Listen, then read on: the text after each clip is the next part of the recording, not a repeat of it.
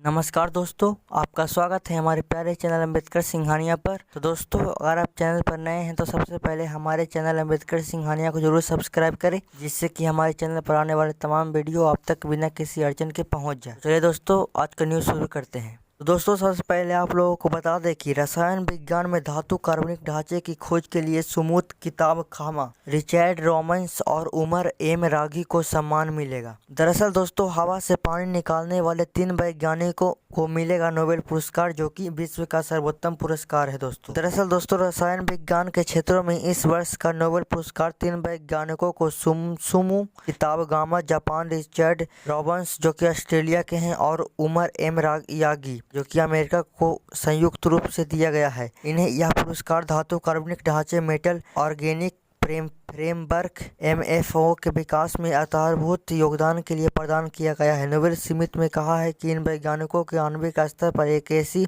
नई संरचना विकसित की है जो गैसों की अवशोषित और उत्सर्जित कर सकती है। इस खोज के माध्यम से हवा से पानी निकालना, वातावरण से कार्बन डाइऑक्साइड को खोजना, जल शुद्धिकरण और नई दवाओं का विकास संभव हो सकता है। नोबेल समिति के अध्यक्ष हेनर लिंक ने कहा कि MFO जैसी संरचनाएं विज्ञान के भविष्य के लिए एक चमत्कारी उपकरण है, जिससे नई क्रियात्मक सामग्री बनाई जा सकती है। उन्होंने खोज को जादूगरों की दुनिया पर आधारित हॉलीवुड की फिल्म हैरी पॉटर की मुख्य किरदारों में से एक हरमाइन ग्रेंजर के जादुई हैंडबैग की तरह बताया, जो बाहर से छोटा लेकिन भीतर से विशाल था। दोस्तों, उन्होंने कहा कि इस शोध ने यह साबित कर दिया है कि रसायन विज्ञान सिर्फ प्रयोगशाला तक ही सीमित नहीं है, बल्कि मानवता के टिकाऊ भविष्य के निर्माण में भी एक अहम भूमिका निभा सकता है। दोस्तों, पुरस्कार समारोह 10 दिसंबर को होगा, जो कि नोबेल पुरस्कार के संस्थापक अल्फ्रेड नोबेल की भी पुण्यतिथि भी है। दोस्तों, अब जान लेते हैं क्या है MFO। दोस्तों, MFO ठोस क्रिस्टलीय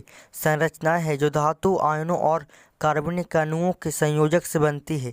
इनकी विशेषता यह है कि ये बहुत ही छिद्रयुक्त होती है, यानी कि इसमें सूक्ष्म स्तर पर बहुत सारी खाली जगह होती है। यही कारण है कि इन्हें मॉलिक्यूलर स्पंज कहा जाता है। ये गैसों की खोज, सोखने और ज़रूरतों पकड़ने पर छोड़ने की क्षमता रखते हैं। अब दोस्तों, जान लेते हैं कि मानवता के लिए इसके क्या क्या लाभ हैं। दोस्तों, पहला लाभ यह है कि पर्यावरण संरक्षण में उपयोगी, कार्बन डाइऑक्साइड जैसी हानिकारक गैसों का अवशोषण करेगा। दूसरा लाभ है दोस्तों, जल संकट का समाधान, रेगिस्तानी इलाकों में हवा से पानी निकालने में मदद करेगा। तीसरा लाभ जान लेते हैं दोस्तों, चिकित्सा क्षेत्र में क्रांति लाएगी, दवा निर्माण और वितरण में भी सटीकता लाएगी। और चौथा यानी कि आखिरी लाभ जान लेते हैं, स्वच्छता, जल की उपलब्धता में सहायक होगी, जल शुद्धिकरण और प्रदूषण का भी नियंत्रण करेगा। इसी के साथ दोस्तों, बिहार विधानसभा चुनाव 2025 की तैयारी को लेकर हुई उच्चतर स्तरीय समीक्षा बैठक। दोस्तों, इस बैठक में निर्वाचन आयोग ने कहा कि लापरवाही बर्दाश्त नहीं होगी। दरअसल दोस्तों, आगामी बिहार विधानसभा आम निर्वाचन 2025 की तैयारियों को लेकर मंगलवार को जिला निर्वाचन पदाधिकारी सह DM कुंदन कुमार की अध्यक्षता में एक महत्वपूर्ण समीक्षा बैठक आयोजित की गई। बैठक में जिला, अनुमंडल और प्रखंड स्तर के सभी कोषांकों को पदाधिकारी मौजूद रहे। DM कुंदन कुमार ने स्पष्ट कहा कि चुनाव एक संवैधानिक दायित्व है, इसमें किसी भी तरह की लापरवाही क्षम्य नहीं होगी।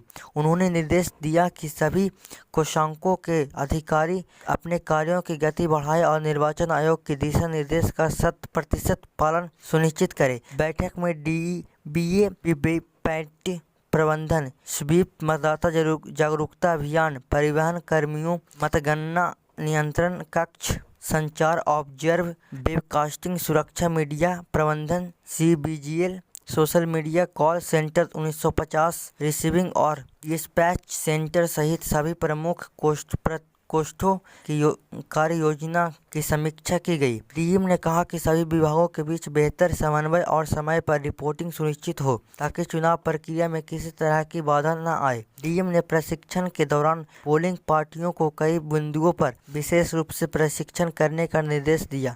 प्रपत्र 17C मतदान अभिकर्ताओं को देना है और हस्ताक्षर प्राप्त करना अनिवार्य है। VTR की शुद्धता के लिए CU डेटा से मिलान और ECI ने नेट पर अपलोड सुनिश्चित करें। सही मतदान केंद्रों पर वेबकास्टिंग और निर्बाध बिजली व्यवस्था सुनिश्चित करें।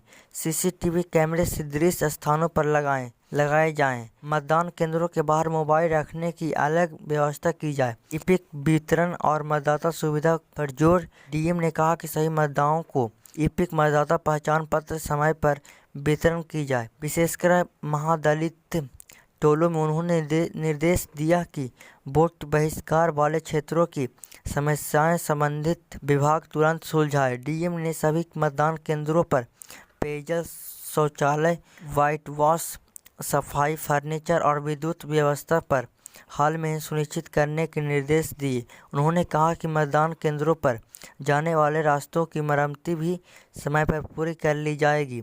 डीएम ने कहा कि ईवीएम कमीशनर और रैंडमाइजेशन तय समय पर हो, स्ट्रांग रूम की तैयारी तुरंत की जाए और ईवीएम ट्रांसपोर्टेशन एएसओपी के अनुसार की जाए। बैठक में नगर आयुक्त, सहायक समाहर्ता, निर्वाचन प्रबंधन पदाधिकारी, लोक शिकायत निवारण पदाधिकारी और अन्य वरीय अधिकारी एवं कोषांक प्रभारी उपस्थित थे। और दोस्तों, कर्मियों को दिया गया चुनाव संबंधित प्रशिक्षण। दोस्तों, बिहार विधानसभा चुनाव के लिए निर्वाचन आयोग की ओर से चुनाव तिथियों की घोषणा के बाद प्रशासन ने चुनावी तैयारियों में तेजी लाना शुरू कर दिया है। आयोग की अधिक सूचना जारी होने के बाद इस्लामपुर विधानसभा क्षेत्र के निर्वाचन पदाधिकारी सह भूमि आधार उप सहकर्ता रसीम कुमारी ने बुधवार को एकंगरसराय प्रखंड कार्यकाल सभागार भवन में सभी बीएलओ के साथ चुनाव संबंधी प्रशिक्षण दिया। इस अवसर पर वीडियो सुश्री प्रियंका निधि, सीओ विवेक कुमार, जयप्रकाश नारायण समेत दर्जनों बीएलओ मौजूद थे। इसी के साथ दोस्तों, कैडेटों ने किया राजगीर व नालंदा के सांस्कृतिक धरोहरों का भ्रमण। दोस्तों, राजगीर के स्वर्णिम इतिहास से रूबरू हुए एनसीसी कैडेट ने बोले कर्नल। दरअसल दोस्तों, राजगीर में पीएम श्री जवाहर नवोदय विद्यालय में चल रहे ऑल इंडिया ट्रैक कैप 2025 के तहत देश भर के विभिन्न राज्यों में आए लगभग 510 कैडेटों ने बुधवार को राजगीर एवं नालंदा की सांस्कृतिक धरोहरों का भ्रमण किया। भ्रमण कार्यक्रम को 2 समूहों में विभाजित कर संचालित किया गया। प्रथम समूह ने विश्व शांति स्तूप और घोड़ा कटोरा झील के मनोहर प्राकृतिक दृश्यों का अवलोकन किया। द्वितीय समूह ने भारत चीन मैत्री का प्रतीक नालंदा के हुएनसांग मेमोरियल हॉल, म्यूजियम तथा प्राचीन नालंदा विश्वविद्यालय भगवान वैश्य का भ्रमण कर प्राचीन शिक्षा प्रणाली और ऐतिहासिक विरासत की जानकारी प्राप्त की। इस अवसर पर एनसीसी कैडेटों के साथ एनसीसी पदाधिकारियों ने भी स्थानीय गाइडों की सहायता से प्राचीन नालंदा विश्वविद्यालय के गौरवशाली इतिहास और राजगीर की सांस्कृतिक विरासत के बारे में विस्तार से जानकारी ली। भ्रमण का उद्देश्य कैडेटों को भारत की प्राचीन ज्ञान परंपरा और ऐतिहासिक संस्कृति व प्राकृतिक धरोहर से जुड़ना था। इस अवसर पर कैंप कमांडेंट कर्नल राजेश बाहरी ने बताया कि यह शिविर केवल मनोरंजन का साधन नहीं बल्कि ज्ञानवर्धन का अवसर भी है। कैडेटों को यहाँ न केवल नए अनुभव मिल रहे हैं बल्कि ये मगध की राजधानी राजगीर के स्वर्णिम इतिहास में भी रूबरू हो रहे हैं। कैंप के दौरान आज विभिन्न राज्यों के कैडेटों के बीच वॉलीबॉल प्रतियोगिता का शुभारंभ हुआ। आगे के दिनों में रस्साकशी, पेंटिंग और सांस्कृतिक प्रतियोगिताओं का आयोजन भी प्रतिस्थापित है। कैंप को सफल बनाने में सूबेदार मेजर लालेंद्र टीका, सूबेदार रूपेश गुरु, सत्येंद्र सिंह राजकुमार सहित एनसीसी अधिकारी मधुकांत और अन्य 15 पदाधिकारी का सराहनीय योगदान है। इसी के साथ दोस्तों, 93वां वायुसेना दिवस पर हिंडन एयरवेस पर भव्य समारोह का आयोजन किया गया। दरअसल दोस्तों, ऑपरेशन सिंदूर में हमारे पेशेवर प्रदर्शन को दुनिया ने देखा, वायुसेना प्रमुख बोले। दोस्तों, वायुसेना प्रमुख एपी सिंह ने बुधवार को कहा कि ऑपरेशन सिंदूर के दौरान दुश्मन के ठिकानों पर भारतीय वायुसेना ने साहसिक और सटीक हमलों ने राष्ट्रीय चेतना में आक्रामक हवाई कार्रवाई के उचित स्थान को बहाल दिया। इस पूरे दुनिया ने देखा कि सेना ने दुनिया के सक्षम यह साबित कर दिया है कि वायु शक्ति का उपयोग कुछ ही दिनों में सैन्य परिणामों को आकार देने में कैसे प्रभावी ढंग से किया जा सकता है। ऑपरेशन सिंदूर के दौरान हमारे प्रदर्शन न हमें पेशेवरी स्तर पर गौरवान्वित किया, हमने यह साबित कर दिया है कि वायु शक्ति का इस्तेमाल हम कुछ ही दिनों में सैन्य परिणामों को आकार देने में कैसे प्रभावी ढंग से किया जा सकता है।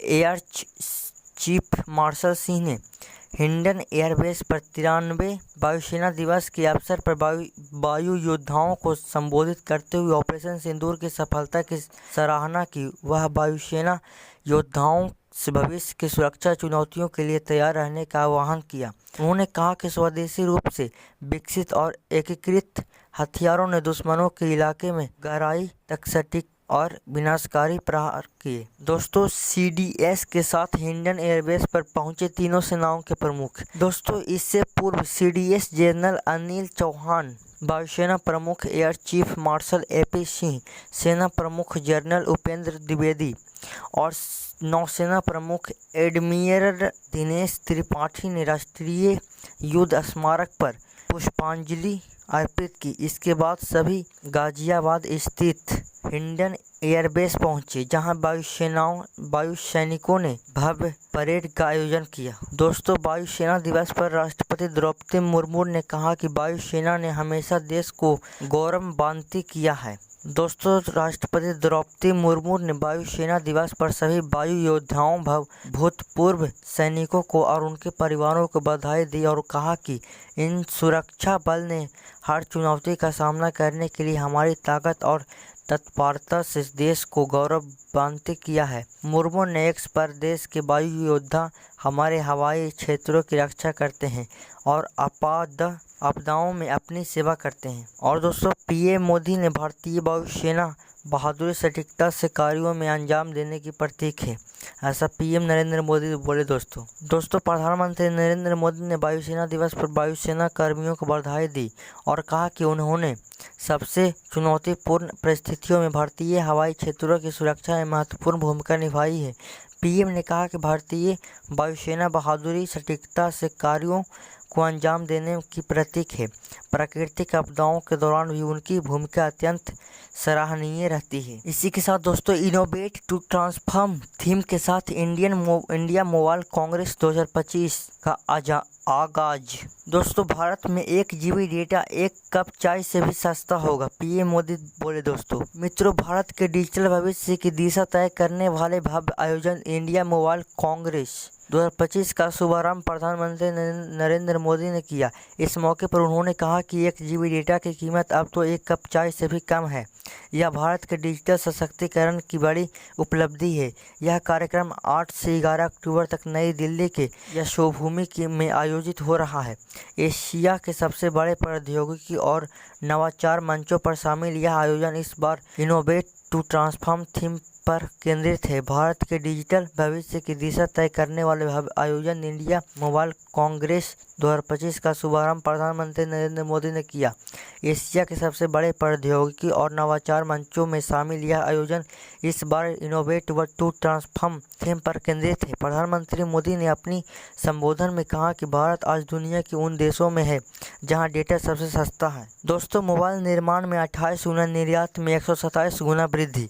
दोस्तों, प्रधानमंत्री ने बताया कि 2014 के बाद से ही मोबाइल निर्माण 28 गुना और इलेक्ट्रॉनिक्स उत्पादन 6 गुना बढ़ गया है। मोबाइल निर्यात में 127 गुना की वृद्धि दर्ज की गई है। उन्होंने कहा कि यह भारत के युवाओं, स्टार्टअप्स और टेक्नोलॉजी स्थापनों में सामूहिक प्रयासों का परिणाम है। और दोस्तों, 1 लाख टावर स्वदेशी 4G स्टैक भारत की ताकत। PM मोदी ने कहा कि 1 लाख टेलीकॉम टावरों की स्थापना भारत की तकनीकी क्षमता को दिखाई है।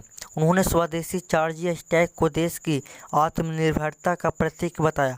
कहा कि भारत अब 6G की दिशा में तेजी से बढ़ रहा है। तकनीकी बदलावों के लिए आधुनिक कानूनी ढांचा भी जरूरी है। दोस्तों, भारत में निवेश का सबसे सही समय। PM मोदी ने कहा कि भारत में आज निवेश, नवोन्मेष एवं निर्मित का सबसे अच्छा समय है। सरकार की मदद से उद्योग, स्टार्टअप और शैक्षणिक संस्थान कई क्षेत्रों में मिलकर काम कर रहे हैं। स्वदेशी प्रौद्योगिकी का विकास हो, अनुसंधान एवं विकास के जरिए बौद्धिक संपदा सृजन करना हो, बौद्धिक मानक में योगदान देना हो, भारत हर आयाम में आगे बढ़ रहा है। और दोस्तों, भारत बनेगा तीसरा सबसे बड़ा डिजिटल राष्ट्र, सिंघिया बोले दोस्तों। केंद्रीय दूरसंचार मंत्री ज्योतिरादित्य सिंधिया ने बताया कि भारत में 120 करोड़ मोबाइल उपभोक्ता हैं। ब्रॉडबैंड यूजर्स 6 करोड़ से बढ़कर 94.4 करोड़ हो गए हैं। भारत जल्द दुनिया का तीसरा सबसे बड़ा डिजिटल राष्ट्र बनने जा रहा है। तो दोस्तों, आज के लिए बस इतना ही। धन्यवाद।